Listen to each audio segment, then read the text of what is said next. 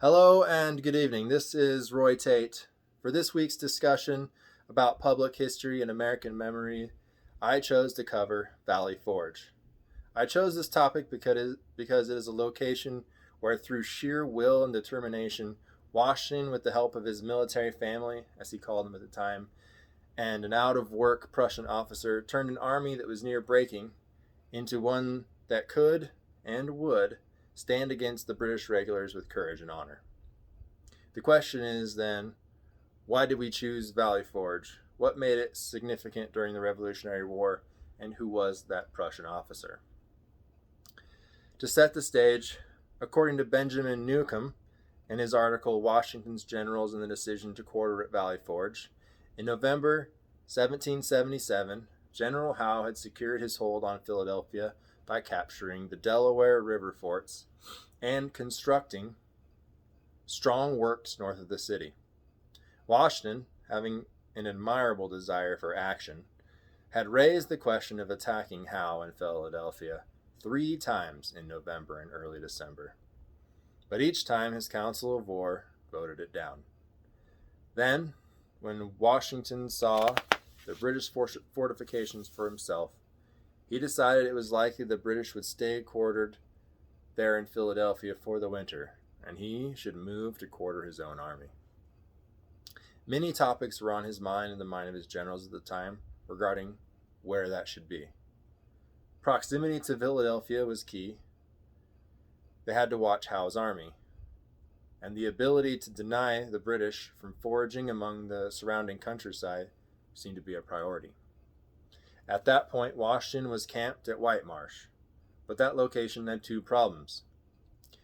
First, it had no shelter and no wood to provide warmth for the cold winter, and second, it was too close to Howe, and as the Marquis de Lafayette noted, the army needed quiet to train and discipline itself, and White Marsh would only supply constant alarm from the British through the winter. The location for quartering was a topic that was hotly debated among the generals in support of Washington. In the end, there was more than just military comfort and ease to be considered. For example, there was a large agreement among most of the generals to quarter in the small towns near Lancaster and Reading, but they were already full of refugees, which presented a problem of its own. Other generals had suggested the town of Wilmington, but its proximity to the river made it too easy for the British to attack them. After some small skirmishes with Howe pressuring White Marsh in early December, Washington and his army left White Marsh without an exact destination in mind.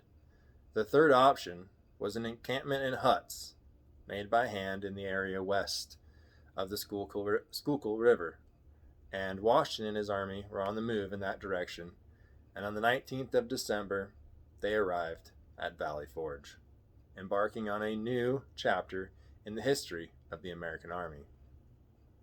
Once there, Washington pleaded for supplies and support for his army. Hampton Carson, in his article, Washington at Valley Forge, notes Washington's disgust with the state of his troops and how deeply he feels for them. To carry that point home, he quotes a letter to Congress from Washington that says, "I can assure those gentlemen that it is much easier and less distressing thing to draw remonstrances in a comfortable room by a good fireside than to occupy a cold, bleak hill and sleep under frost and snow without clothes or blankets. However, although they seem to have little feeling for the naked and distressed soldiers, I feel superabundantly for them. And from my soul, I pity those miseries, which it is neither in my power to relieve or prevent." The situation did slowly improve at Valley Forge for the troops and their supplies, but the real change in the condition for the troops was Washington's decision to allow Baron von Steuben and to train the army. The Baron, as Stephen C. Dankert describes in his article A Genius for Training Baron von Steuben and the Training of the Continental Army, was a paunchy, balding officer in his mid-40s that spoke no English. Yet, when the Baron explained that he was a volunteer and expected no command, Washington did eventually warm to him and assigned him to improve and standardize the Army's drill. First, he simplified the Prussian drill, for example, and important here, reducing the steps to load the musket from 17 to 9. Second, he created a standard lesson plan that would be called his Blue Book and would be used through 1812 and beyond. Finally, he hand-trained a model drill company, and once that company was proficient, they returned to their home units to share their knowledge. An observer of the Baron amusingly said that despite the constant marching and difficult weather, Steuben made the whole thing fun by his ebullient temperament, ecstasy when maneuvers went well, and at mistakes, hysterical rage, which the troops came to expect and relish. With Washington and Baron von Steuben at Valley Forge shaping their army, it is no wonder that they came out of that winter ready to stand and fight for freedom and liberty in the face of an army that some thought could not be beaten in the British. Because of these achievements and these great men, Valley Forge should be remembered.